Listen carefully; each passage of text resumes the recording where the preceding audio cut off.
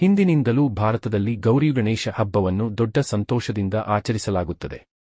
ಈ ಹಬ್ಬವು ದೇವಿ ಪಾರ್ವತಿ ಮತ್ತು ಅವರ ಪುತ್ರ ಶ್ರೀಗಣೇಶರ ಆರಾಧನೆಗೆ ಸಂಬಂಧಿಸಿದೆ. ಪುರಾಣಗಳ ಪ್ರಕಾರ ದೇವಿ ಪಾರ್ವತಿ ತಾವು ತೊಳೆದ ಹಳದಿ ಮಣ್ಣುಗಳಿಂದ ಒಂದು ಸುಂದರ ಬಾಲಕನನ್ನು ರಚಿಸಿದರು. ಆ ಬಾಲಕನೇ ಗಣೇಶ. ಪಾರ್ವತಿ ದೇವಿ ಸ್ನಾನಕ್ಕೆ ಹೋಗುವಾಗ ಬಾಗಿಲಿನ ಬಳಿ ಗಣೇಶನನ್ನು ನಿಲ್ಲಿಸಿ ಯಾರನ್ನೂ ಒಳಗೆ ಬಿಡಬಾರದು ಎಂದು ಆಜ್ಞಾಪಿಸಿದರು. ಅಷ್ಟರಲ್ಲಿ ಭಗವಾನ್ ಶಿವ ಅಲ್ಲಿ ಬಂದರು. ಗಣೇಶ ಅವರು ತಮ್ಮ ತಂದೆಯೇ ಎಂದು ಅರಿಯದೆ ಬಾಗಿಲಿನಲ್ಲಿ ತಡೆದರು.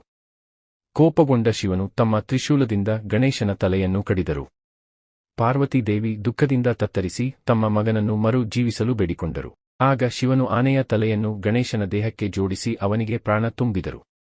ಅದರಿಂದ ಗಣೇಶನು ಗಜಾನನ ನಾದ. ಗೌರಿದೇವಿ ಎಂದರೆ ಪಾರ್ವತಿಯ ರೂಪವೇ. ಅವರು ತನ್ನ ತಾಯಿಯ ಮನೆಗೆ 2 ದಿನಗಳ ಕಾಲ ಅತಿಥಿಯಾಗಿ ಬಂದು 3ನೇ ದಿನ ತಮ್ಮ ಮನೆಗೆ ಮರಳುತ್ತಾರೆ ಎಂದು ನಂಬಿಕೆ.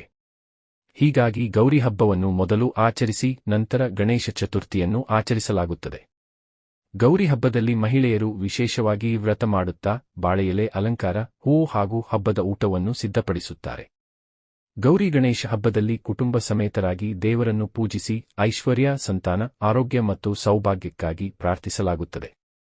ಮಕ್ಕಳು ಗಣಪನ ಮೂರ್ತಿಗಳನ್ನು ಅಲಂಕರಿಸಿ ಹಾಡು, ನೃತ್ಯ, ಆಟಪಾಠಗಳಲ್ಲಿ ತೊಡಗುತ್ತಾರೆ. ಈ ಹಬ್ಬವು ದೇವಿ ಶಕ್ತಿ ಹಾಗೂ ಗಣಪನ ಬುದ್ಧಿ, ಸೌಹಾರ್ದತೆ ಮತ್ತು ಹೊಸ ಆರಂಭದ ಸಂಕೇತವಾಗಿದೆ. ಆದ್ದರಿಂದ ಗೌರಿ ಗಣೇಶ ಹಬ್ಬವನ್ನು ಜನರು ಅತ್ಯಂತ ಭಕ್ತಿಯಿಂದ ಮತ್ತು ಸಂಭ್ರಮದಿಂದ ಆಚರಿಸುತ್ತಾರೆ.